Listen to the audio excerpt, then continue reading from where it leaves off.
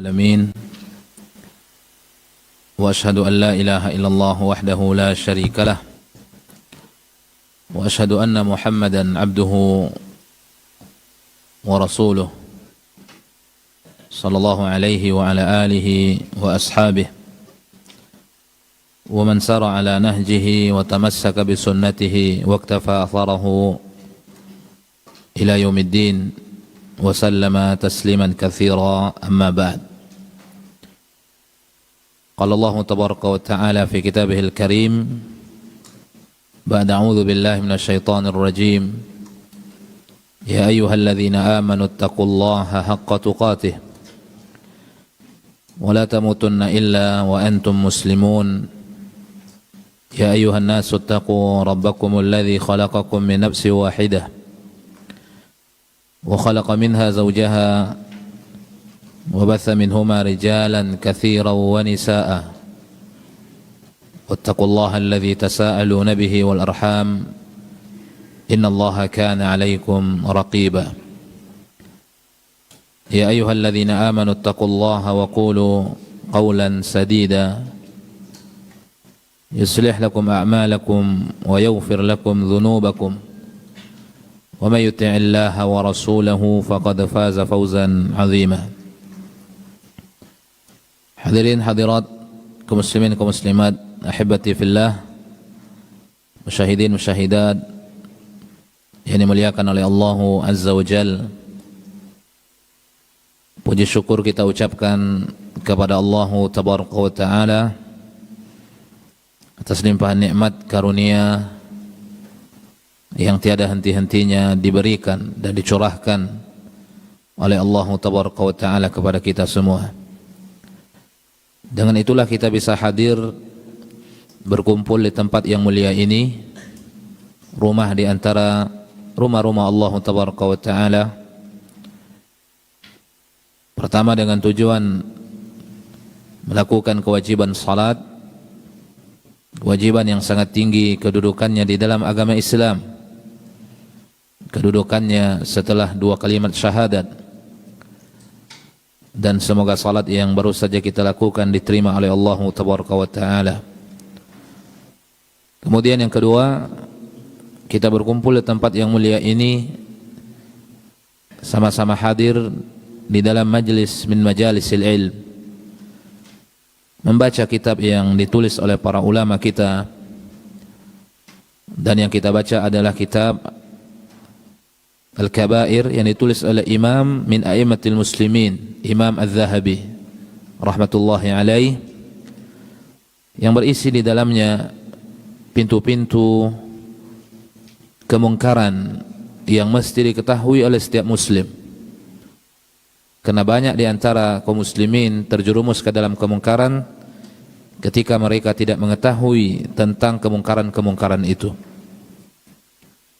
Maka sebagaimana kita mempelajari tentang pintu-pintu ketaatan, kita juga mesti mempelajari tentang pintu-pintu kemungkaran.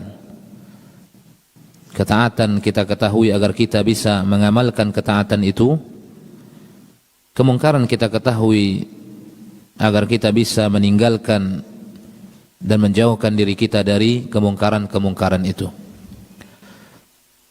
Salawat dan salam tercurahkan untuk Rasulullah sallallahu alaihi wasallam, tercurahkan juga salawat dan salam untuk keluarga Nabi, seluruh para sahabatnya radhiyallahu anhum ajma'in wa man tabi'ahum bi ihsanin ila yaumiddin. Pembahasan yang terakhir yang telah kita bahas yaitu dosa besar yang ke-32 tentang orang-orang yang memungut pajak dengan cara yang batil.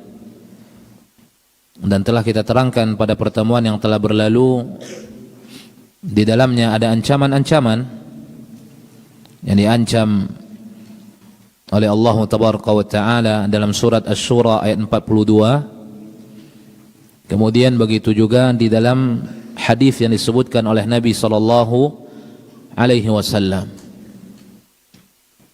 Pertama, baik pungutan-pungutan liar, orang-orang yang tidak memiliki kewenangan dalam masalah mengurusi harta-harta manusia atau satu masyarakat, kemudian dilakukan pungutan dengan secara liar.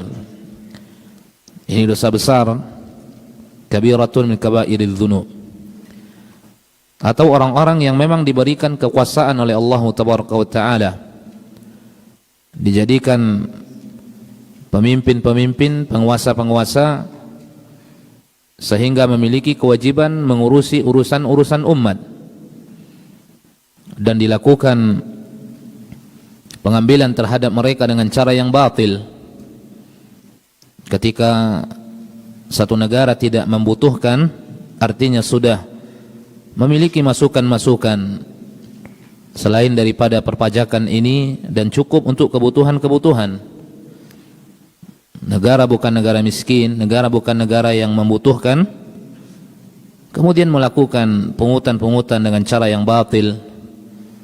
Ini diharamkan oleh Allah Taala. Atau membutuhkan dan melakukan pungutan tersebut dan rakyat tidak mendapatkan timbal balik, tidak mendapatkan apa yang semestinya mereka dapatkan, tidak diberikan infrastruktur kepada mereka dengan baik, padahal mereka mengeluarkan harta-harta yang mereka miliki. Maka ini juga melakukan kezaliman-kezaliman, a'yadzan billah. Maka orang-orang yang seperti ini, ma'asyarul ikhwah, atau siapapun yang melakukan tindakan seperti ini merupakan tindakan yang dibenci oleh Allah Tabaraka wa Ta'ala. Semoga kita semua dibimbing dan dituntun oleh Allah Tabaraka wa Ta'ala kepada jalan-jalan kebaikan. Kita masuk ke dalam dosa besar berikutnya, al-kabiratu tsalitsah wa tsalathun, ar-riya wa huwa minan nifaq.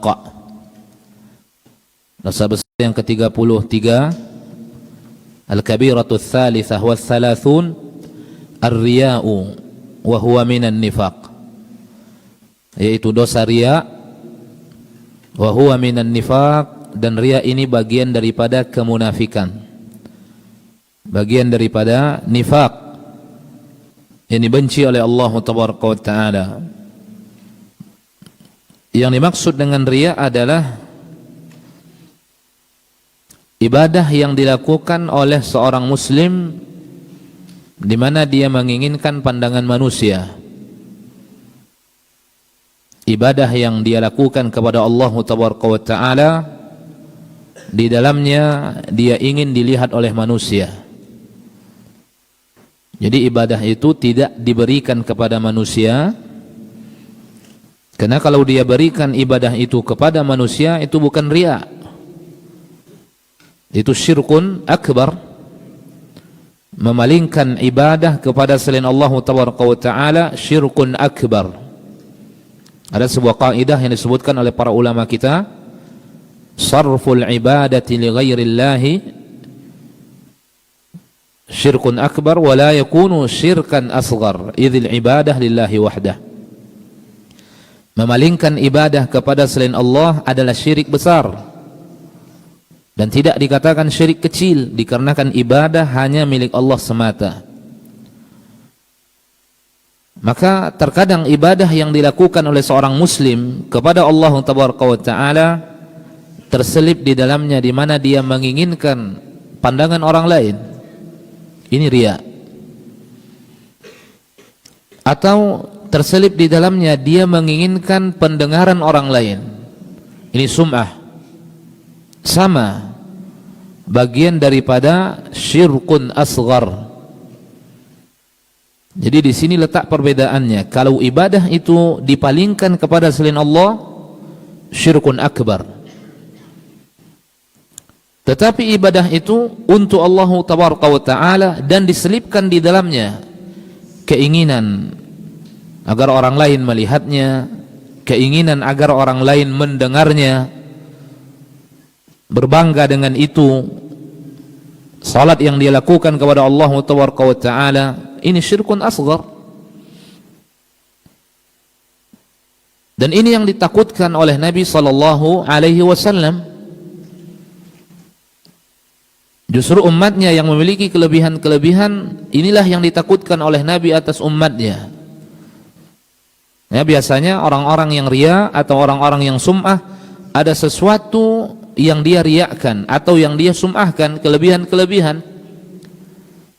Makanya Nabi SAW menyebutkan dalam sebuah hadis, akhwafu ma akhafu alaikum syirkul asghar wa qila wa huwa ar-riya' atau kama qala Rasulullah SAW. Sesuatu yang sangat aku takutkan atas kalian, syirik kecil, kata Nabi SAW, yaitu riya. Disebutkan oleh Nabi asghar bukan berarti dosanya kecil, tetapi ini agar seorang muslim mudah memahaminya bahwa di situ ada akbar, ada asghar, tapi kedua-duanya besar dosanya di sisi Allah Tabaraka wa Ta'ala. Syirkun akbar yukhriju sahibahu atau sahibuhu minal millah, bisa mengeluarkan pelakunya dari agama. Kalau dia mati di atasnya dan tidak bertaubat sebelum dia mati, maka akan dikekalkan oleh Allah Tabaraka wa Ta'ala di dalam neraka. Akan tetapi asghar, pelakunya tidak sampai dikeluarkan dari Islam dan tidak dikekalkan di dalam neraka oleh Allah Tabaraka wa Ta'ala. Dan ini yang sangat dikhawatirkan oleh Nabi sallallahu alaihi wasallam. Maka kewajiban kita selaku sebagai seorang muslim beribadah kepada Allah dengan ikhlas.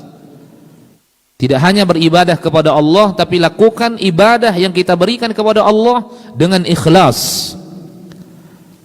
Maka selamatlah kita dari dua macam syirik tadi. Pertama, ketika kita berikan ibadah kita itu kepada Allah, kita selamat dari syirik besar.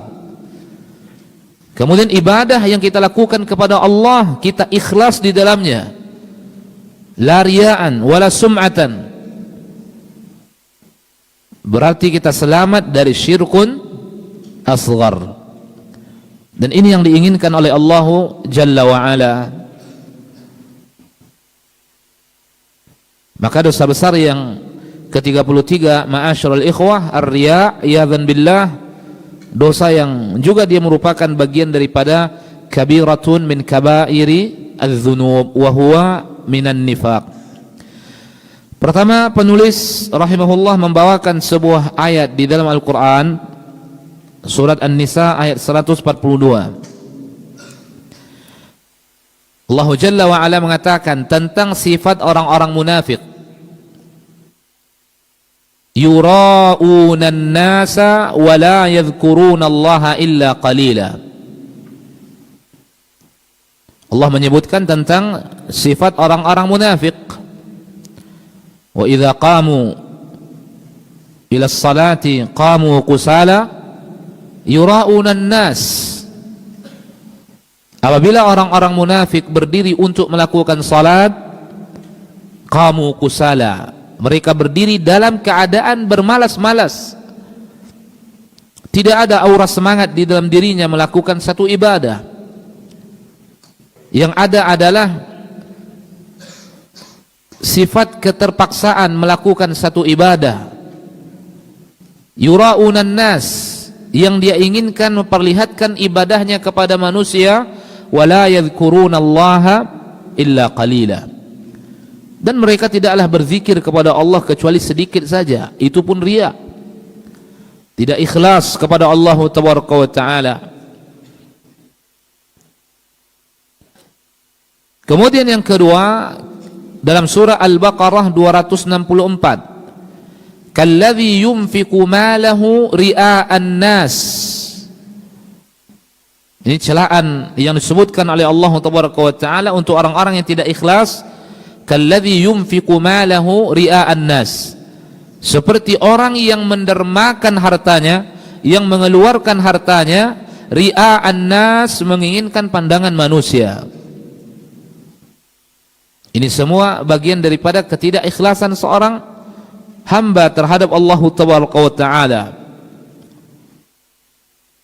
Maka seorang hamba semestinya selalu berdoa kepada Allah Azza wa Jal agar Allah berikan dirinya keikhlasan di dalam beribadah, menghambakan diri kepada Allah Tabaraka wa Ta'ala, selagi dia bisa menyimpan ibadah yang dia lakukan, maka simpanlah ibadah itu.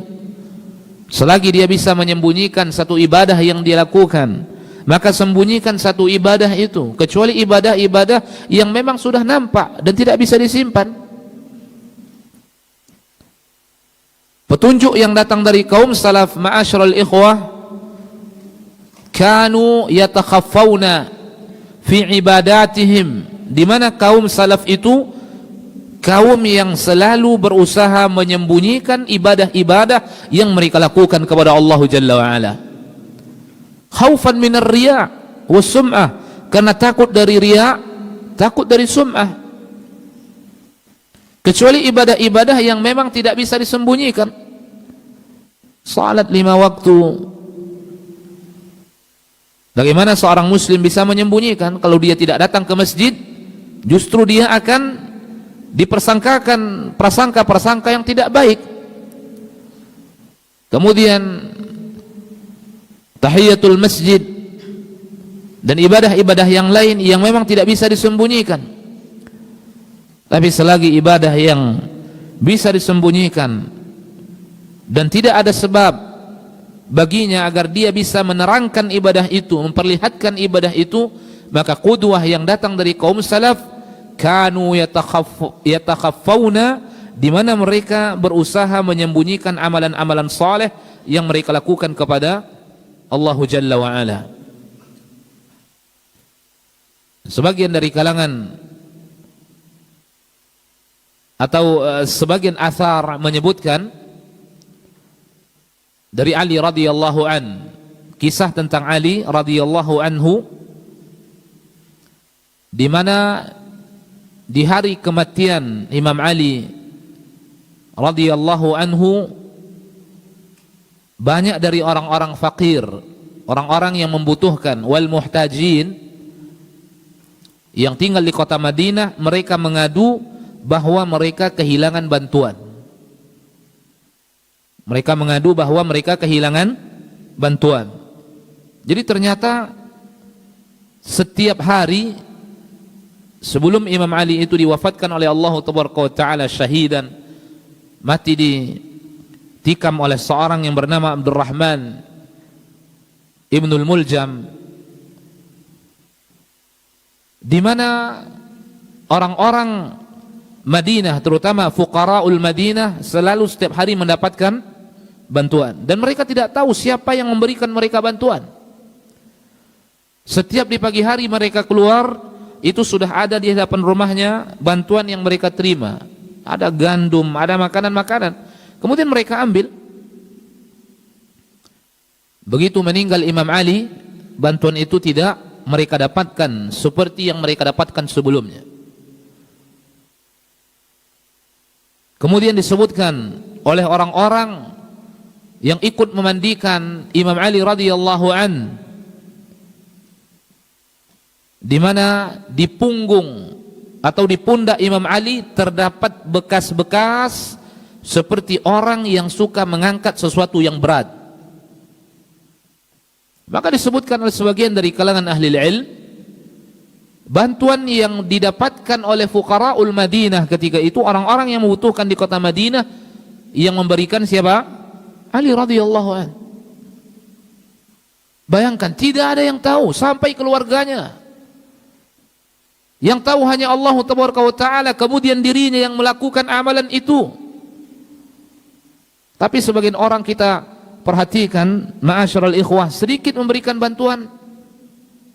Di video, di foto, kemudian di-upload, membanggakan amalan-amalannya. Imam Ali radhiyallahu an sendiri melakukan, dia angkat dan dia antar ke rumah-rumah orang-orang yang dia kira orang ini membutuhkan, dan setiap hari didapatkan bantuan itu, tidak ada yang tahu. Bahkan orang-orang yang menerima bantuan itu tidak mengetahui di mana itu adalah dari Ali radhiyallahu an. Karena di malam hari dia lakukan itu. Kapan baru diketahui? Begitu Imam Ali diwafatkan oleh Allah Taala. Terdapat bekas seperti orang-orang yang mengangkat beban yang berat.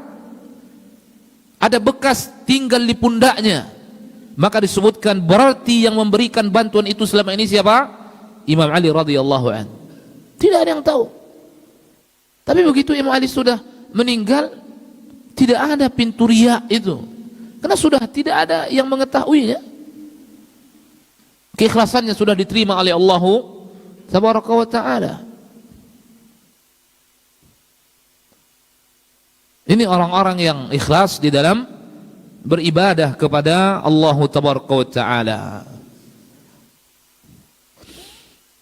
Kemudian berkata penulis rahimahullah, wa qala an-nabiy sallallahu alaihi wasallam, awwalun nas yuqda alaihi yawmal qiyamah rajulun istashhada fa utiya bih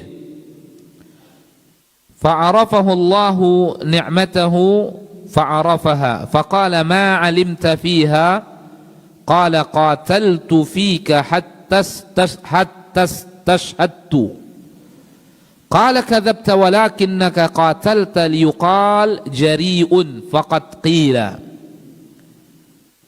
qum thumma umira bihi fasuhiba ala wajhihi hatta ulqiya fin nar wa rajulun ta'allama al-ilma wa 'allamahu wa qara'a al-Qur'ana fa utiya bihi fa'arafahu Allahu ni'amahu fa'arafaha qala fama 'amilta fiha qala ta'allamtu al-ilma wa 'allamtuhu wa qara'tu fika al-Qur'an qala kadhabta walakinnaka ta'allamta liyuqal 'alimun wa qara'ta al-Qur'an liyuqal qari'un faqad qil thumma umira bihi fasuhiba ala wajhihi hatta ulqiya fin nar wa rajulun wasa'a Allahu alayhi wa a'tah min asnafil mal fa utiya bih fa'arafahu ni'amahu fa'arafaha فقال ما عملت فيها قال ما تركت من سبيل تحب أن ينفق فيه إلا أنفقت فيه لك قال كذبت ولكنك فعلت ليقال هو جواد فقد قيل ثم أمر به فسهب على وجهه حتى ألقي في النار رواه مسلم. Kemudian beliau membawa sebuah hadis yang datang dari jalan Abu Hurairah Abdurrahman ibn Sakhar ad-Dawsi radhiyallahu an, di mana Nabi SAW mengatakan manusia yang akan pertama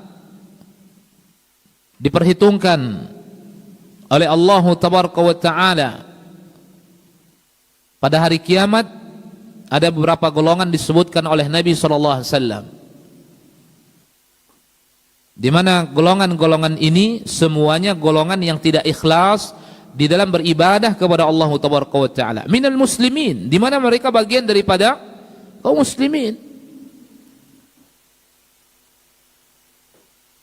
Rajulun, seorang laki-laki yang mati syahid secara zahirnya, artinya berperang, masuk ke dalam kancah peperangan, kemudian mati dalam kancah peperangan. Fa'utiya bih, maka didatangkanlah orang ini, kemudian Allah perlihatkan nikmatnya dan dia pun mengetahuinya. Faqala, kemudian Allah tabaraka wa ta'ala berkata kepadanya, ma amilta fiha, apa yang engkau lakukan di dalamnya? Qala qataltu fika, di mana aku telah berperang di jalanmu sampai aku syahid. Ini jawaban orang yang mati dalam kancah peperangan tadi. Lalu apa kata Allah Jalla wa Ala? Kadzabta walakinnaka qatalta liyuqal jari'un. Allah mengatakan, engkau berdusta wahai fulan, tetapi engkau berperang agar manusia mengatakan dirimu seorang pemberani. Agar manusia mengatakan dirimu seorang pemberani. Waqad qil, dan manusia telah mengatakan ucapan itu. Dikatakan seorang pahlawan, dikatakan seorang yang pemberani, dikatakan seorang yang kuat, dikatakan seorang yang pakar dalam ilmu peperangan. Dan itu yang dia inginkan, dan itu pun diucapkan oleh manusia. Faqad qil, kata Allah Jalla wa Ala. Manusia sudah mengucapkannya. Kemudian diperintahkan seorang laki-laki tadi berdiri, dan diperintahkan malaikat menyeretnya, dan dia pun dicampakkan ke dalam neraka. Seorang muslim, mukmin. Tetapi yang bermasalah adalah keikhlasan hatinya kepada Allah Taala. Berperang, masuk ke dalam kancah peperangan, mengangkat senjatanya, membunuh musuh-musuh Islam. Tapi ketika dilakukan tidak dengan ikhlas, ibadah yang begitu besar di sisi Allah Taala, ibadah yang begitu besar di sisi Allah Taala, tetapi tidak dilakukan dengan ikhlas, Allah Jalla wa Ala tidak menjadikan dia merupakan bagian ibadah yang mulia bagi seorang tadi. Dan tidak ada manfaatnya bagi seseorang tadi karena dia tidak ikhlas melakukan satu ibadah. Kita azan dulu, setelah azan kita lanjutkan. Wa sallallahu wasallam baraka wa an'am ala abdi wa rasulih nabiyina Muhammad wa ala alihi wa sahbihi.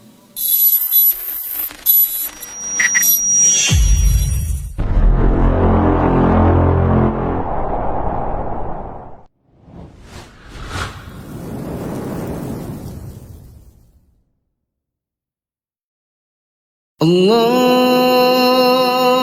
Akbar, Allahu Akbar, Allahu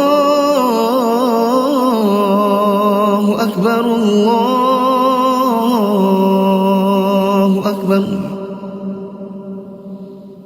Ashhadu an la ilaha illallah.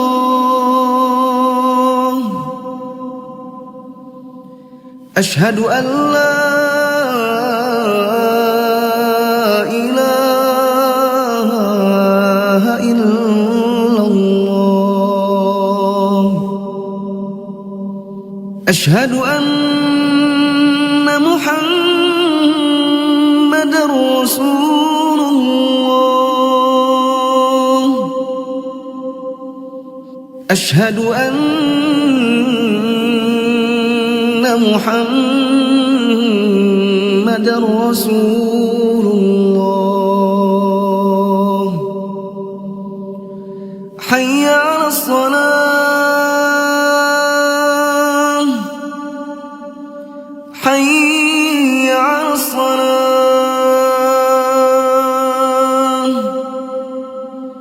حي على الفلاح،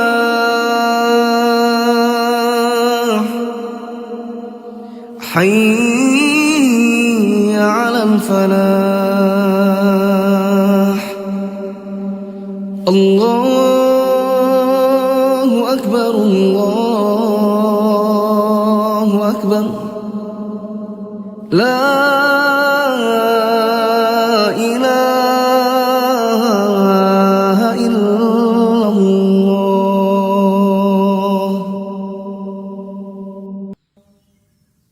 اللهم صل على محمد وعلى آل محمد كما صليت على آل إبراهيم إنك حميد مجيد. اللهم بارك على محمد وعلى آل محمد كما باركت على آل إبراهيم إنك حميد مجيد. اللهم رب هذه الدعوة التامة والصلاة القائمة آت محمدا الوسيلة والفضيلة وابعثه مقاما محمودا الذي وعدته.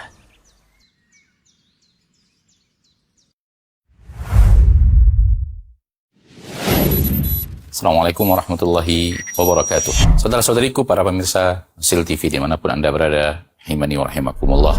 Semoga antum selalu berada dalam lindungan Allah Tabaraka wa Ta'ala, dan semoga kesehatan, keberkahan, rahmat dan nikmat Allah Tabaraka wa Ta'ala selalu meliputi Anda semuanya. Ma'asyiral muslimin, ma'asyiral muslimat, dakwah merupakan sebuah tugas bersama dari umat Nabi kita tercinta Muhammad sallallahu alaihi wasallam. Allah Tabaraka wa Ta'ala menyuruh kita untuk meninggikan agama Allah Tabaraka wa Ta'ala dengan kemampuan yang kita miliki, yang mampu dengan ilmunya, berdakwah dengan ilmunya, yang mampu dengan tenaganya, berdakwah dengan tenaganya, yang mampu menyumbangkan waktunya, demikian juga yang mampu dengan hartanya, maka berdakwah dengan harta itu.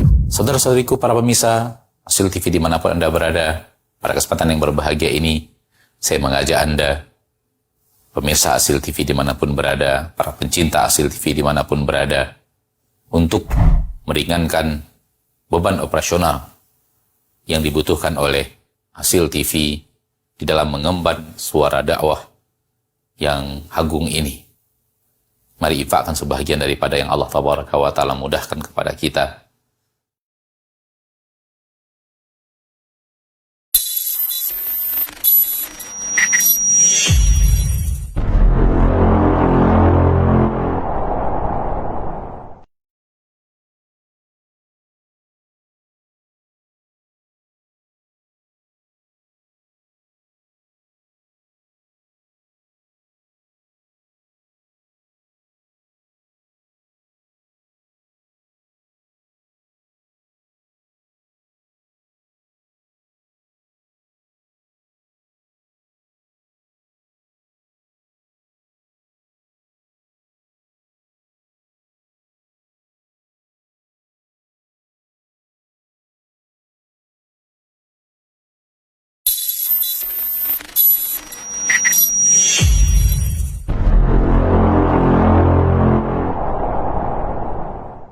Adalah seorang laki-laki yang mempelajari ilmu,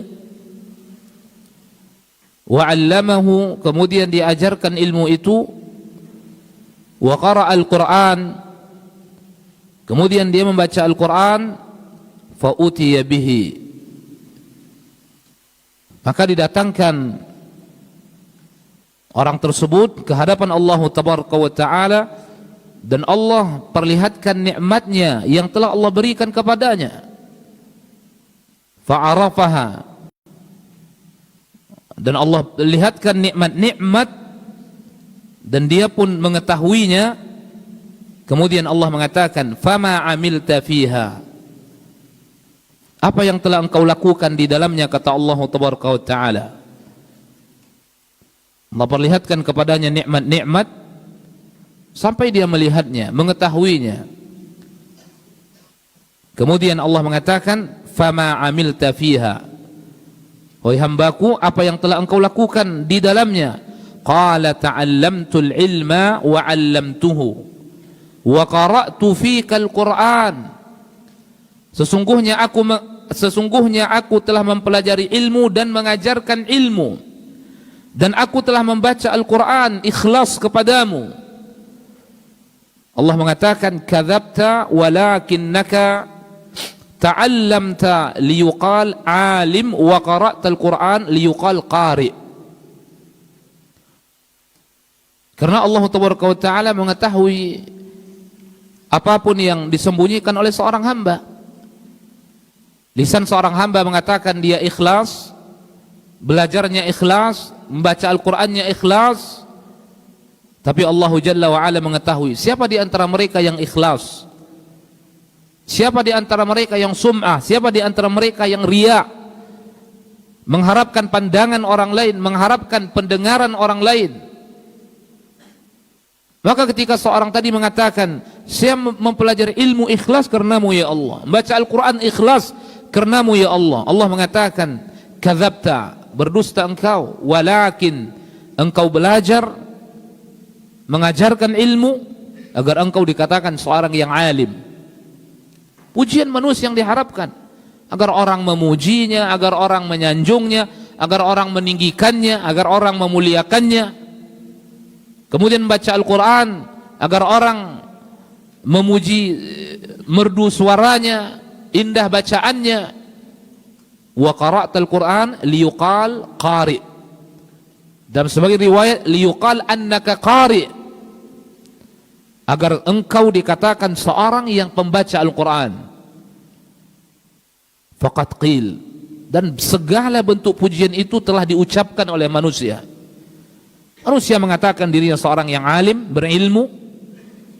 Manusia mengatakan dirinya seorang qari, pembaca Al-Quran, yang memiliki suara yang indah. Berbagai macam pujian diucapkan dan dia sedang dengan pujian itu, dan dia hanyut di dalam pujian itu.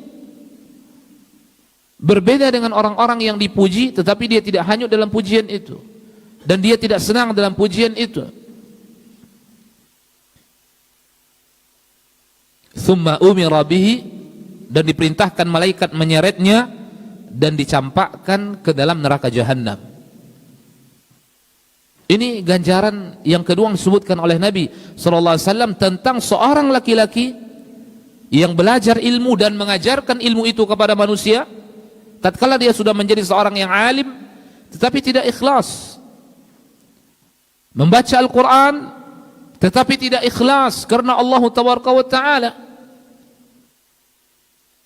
Kemudian yang ketiga, apa kata Nabi SAW? Wa rajulun wassa'allahu alaih, seorang laki-laki yang Allah lapangkan hartanya, yang Allah limpahkan rezekinya, melimpah ruah harta Allah berikan kepadanya.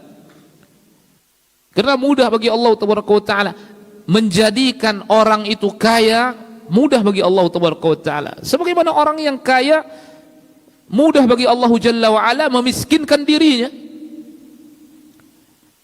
Berapa banyak orang yang kita saksikan dahulunya bergelimang dengan harta kekayaan, ketika Allah menginginkan kemiskinan baginya, sekejap dia menjadi orang yang miskin, orang yang fakir. Dan ada orang-orang yang hidup di atas kesusahan, kefakiran, kemiskinan, ketika Allah menginginkan kekayaan untuknya, sekejap bagi Allah Taala memberikan dia kekayaan. Dan banyak para sahabat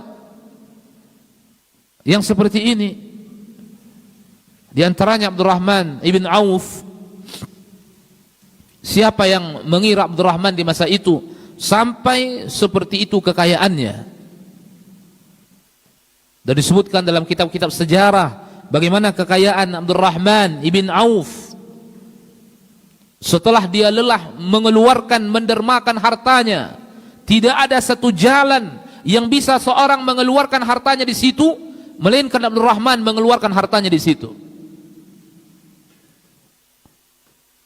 Puluhan tahun Abdurrahman mengeluarkan hartanya, lelah letih memberikan hartanya, masih tertinggal untuk ahli warisnya tidak kurang dari 3 juta dinar. Setelah dia lelah letih menginfakkan, tidak ada satu jalan yang bisa seorang muslim mengeluarkan dan mendermakan hartanya kecuali Abdurrahman mendermakan hartanya. Bahkan disebutkan sampai sulit ahli warisnya membagi harta yang dia tinggalkan. Padahal seorang sahabat yang pindah dari Mekah ke Madinah yang tidak berharta sedikit pun. Begitu Abdurrahman ibn Auf diperkenalkan oleh Nabi SAW dengan seorang laki-laki yang ada di kota Madinah, maka saudaranya ini berkata kepada Abdurrahman, "Ya Abdurrahman, saya ini seorang laki-laki yang berharta di kota Madinah ini, termasuk seorang yang memiliki kekayaan. Perhatikan olehmu kebunku dan engkau sampaikan kepadaku kebunku yang mana yang engkau inginkan." Diberikan dengan secara cuma-cuma, tapi Abdurrahman tidak mau. Abdurrahman mengatakan, "Saya tidak menginginkan hartamu. Barakallahu laka fi malik, semoga Allah memberkahi hartamu. Tunjukkan di mana kepadaku di mana pasar di kota Madinah." Ditunjukkan pasar di kota Madinah ketika itu. Dan itulah awal Abdurrahman mendapatkan keberkahan dari Allah Jalla wa'ala. Masuk ke dalam pasar, tidak ada modal 1 dirham pun, apalagi 1 dinar. Maka dia temui pedagang-pedagang besar, kemudian dia beli dengan secara hutang minyak samin, kemudian dia duduk di tengah pasar dan dia jual sedikit demi sedikit. Begitu dia mendapatkan harta, dia bayar kepada orang-orang yang dia ambil atau yang dia beli darinya dengan secara berhutang tadi. Setiap hari dia lakukan itu, sedikit demi sedikit dia mendapatkan keuntungan. Dia kumpulkan. Begitu dirinya melihat bahwa dirinya sudah sanggup menikah, maka dia menikah dengan hasil jeripayanya sendiri. Begitu Nabi SAW mengetahui Abdurrahman ibn Auf menikah, Nabi mengatakan, "Ya Abdurrahman, apa mahar yang engkau berikan kepada istrimu?" Abdurrahman mengatakan, "Ya Rasulullah, aku berikan emas seberat biji kurma ya Rasulullah." Sudah memiliki tabungan, karena setiap hari dia mendapatkan harta, dia sisipkan dengan tujuan yang mulia, menikah, menjaga pandangannya dari sesuatu yang diharamkan oleh Allah Jalla wa Ala. Kemudian Nabi mengatakan, "Aulim walau bisyad." Apabila engkau sanggup membuat walimah, lakukan, buatlah walimah walaupun dengan menyembelih 1 ekor kambing. Harganya 1 dinar. Dilakukan oleh Abdurrahman. Perintah Nabi SAW. Setelah itu didoakan oleh Nabi SAW, "Barakallahu laka fi malika wa ahlik." Semoga Allah memberkahi hartamu dan keluargamu, hai Abdurrahman. Doa Nabi dikabulkan oleh Allah Taala. Apa kata Abdurrahman? Semenjak aku mendapatkan doa dari Nabi SAW, setiap aku keluar rumah, maka setiap ada batu di hadapanku, sudah ada emas yang terdapat di bawah batu itu menunggu kedatanganku. Seperti itulah Abdurrahman mendapatkan harta yang melimpah ruah dari Allah Taala.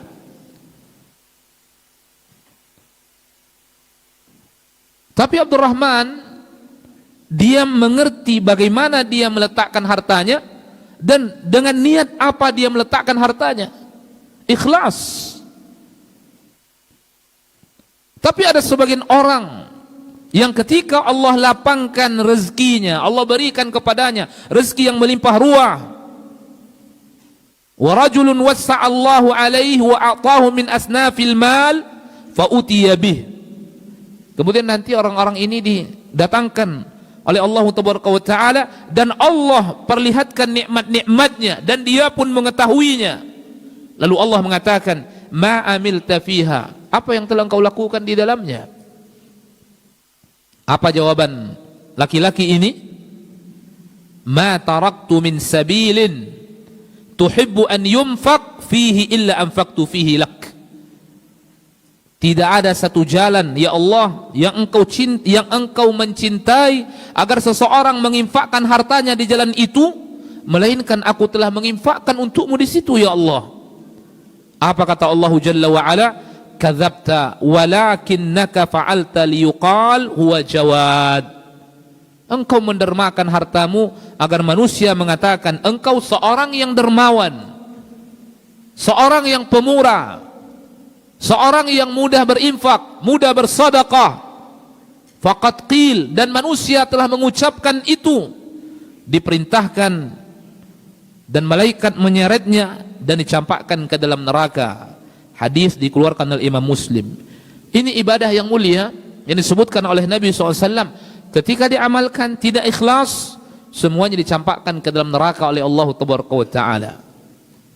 Bahkan disebutkan mereka-mereka ini, iyadzan billah, dicampakkan ke dalam neraka qabla ubadil wathan, sebelum dicampakkan penyembah-penyembah berhala ke dalam neraka Jahannam.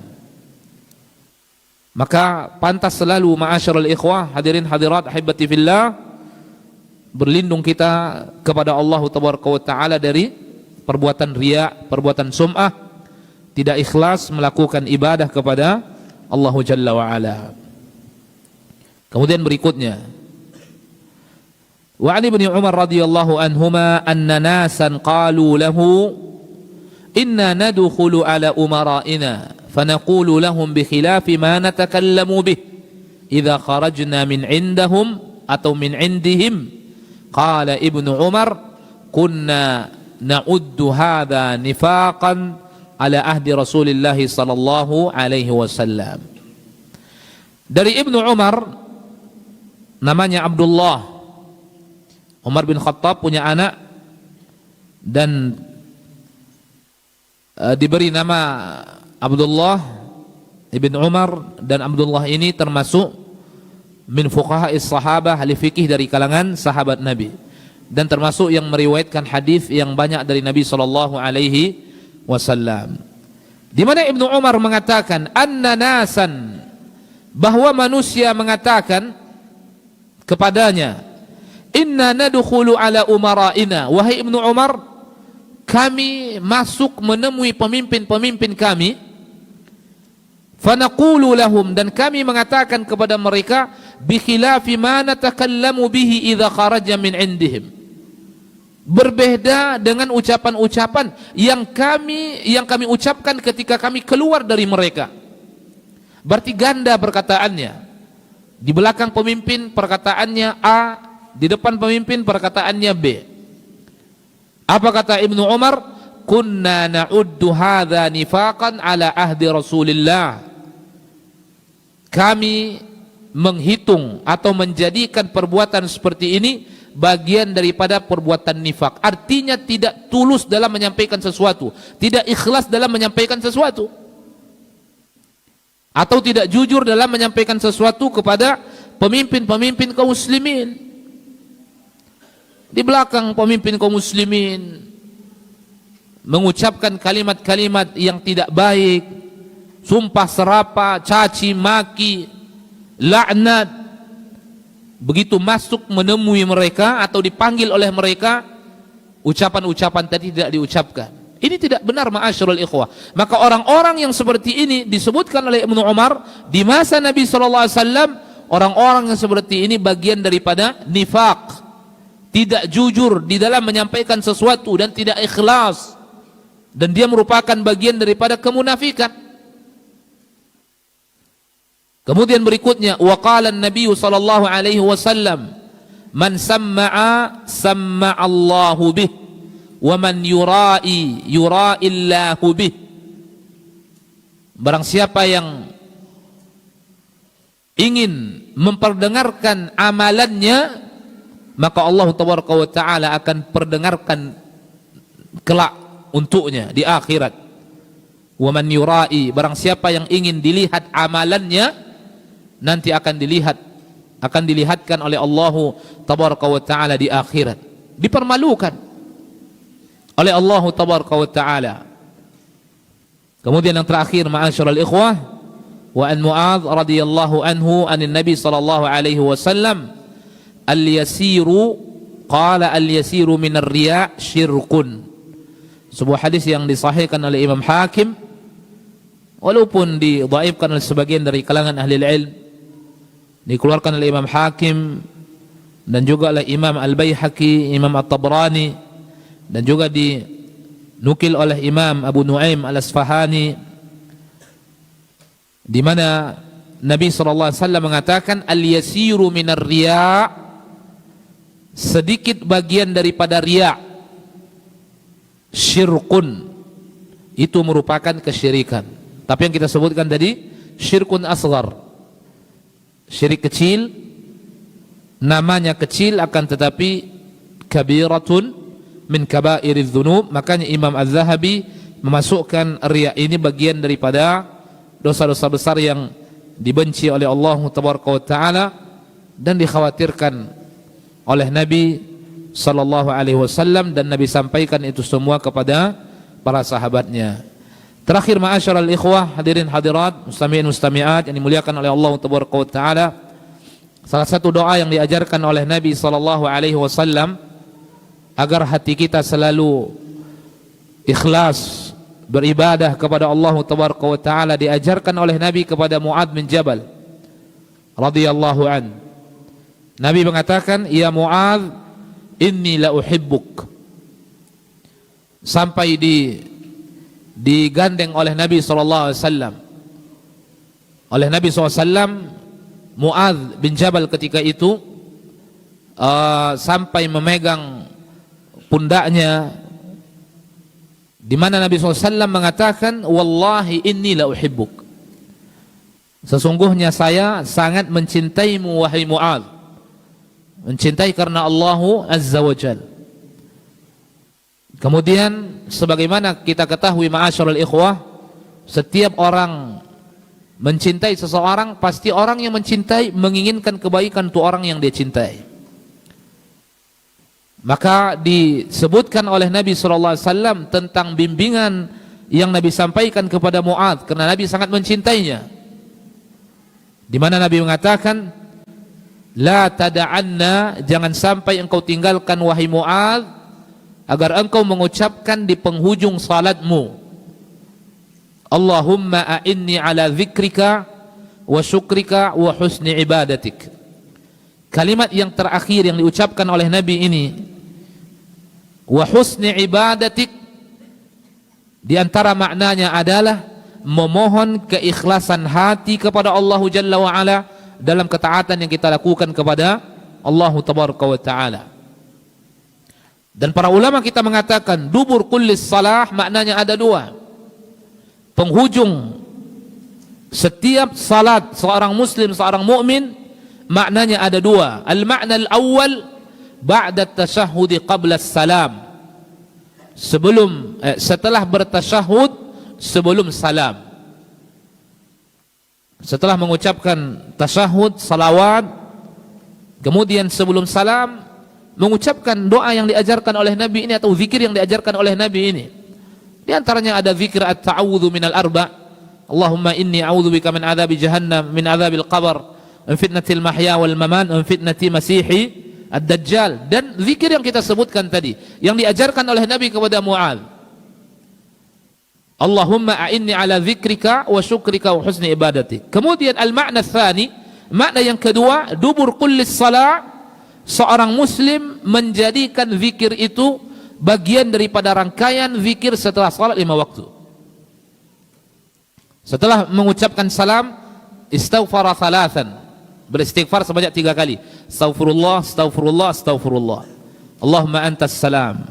Kemudian Allahumma la mani'ah. Kemudian la ilaha illallah wahdahu la syarikalah. Al-mulku wal hamdu wa ala kulli syai'in qadir. Kemudian Allahumma a'inni ala dzikrika wa syukrika wa husni ibadatik. Dan kedua-duanya bisa kita amalkan. Imma ba'da at-tashahhud qabla as-salam, kita amalkan dan kita jadikan bagian daripada rangkaian zikir setelah salat 5 waktu. Karena para ulama kita menyebutkan dua itu. Maknanya ada dua. Qabla as-salam atau dijadikan bagian daripada rangkaian zikir setelah salat 5 waktu. Bimbingan Nabi SAW kepada sahabatnya secara khusus, sahabat yang sangat dia cintai. Bahkan Nabi sampai bersumpah menunjukkan Nabi cinta kepadanya. Wallahi, kata Nabi, inni la uhibbuk, dan diajarkan zikir ini. Kalimat yang terakhir, wa husni ibadatik, permohonan kepada Allah Tabaraka wa Ta'ala agar Allah jadikan ibadah yang kita lakukan ibadah yang hasan, dan salah satu bentuknya adalah ibadah yang kita lakukan dengan ikhlas, la riya'an wala sum'atan. Naktafi bihadzal qadar wa sallallahu wasallam baraka wa an'am ala abdihi wa rasulih nabiyina Muhammadin wa ala alihi wa sahbihi ajma'in. Subhanakallahumma bihamdik asyhadu an la ilaha illa anta wa astaghfiruka wa atubu ilaik. Assalamualaikum warahmatullahi wabarakatuh. Assalamualaikum warahmatullahi wabarakatuh. Alhamdulillah telah tersedia RBT Ustadz Maududi Abdullah Hafizahullah. Allah hanya undur. Allah hanya undur, saudaraku. Allah hanya undur maksiat Anda. Untuk mengaktifkan RBT ini, caranya mudah. Bagi pengguna Telkomsel, ketik Maududi 07, kirim ke 1212 untuk RBT azab yang diundur. Dan ketik Maududi 08, kirim ke 1212 untuk RBT berhentilah dari riba. Bagi pengguna Excel, ketik Maududi 07, kirim ke 1818 untuk RBT azab yang diundur. Dan ketik Maududi 08, kirim ke 1818 untuk RBT berhentilah dari riba. Dan bagi pengguna Indosat, ketik MG spasi Maududi 07, kirim ke 808 untuk RBT azab yang diundur. Dan ketik MG spasi Maududi 08, kirim ke 808 untuk RBT berhentilah dari riba. Dengan mengaktifkan RBT ini, Anda telah turut serta membantu operasional dakwah Asyil TV. Jazakumullah khairan.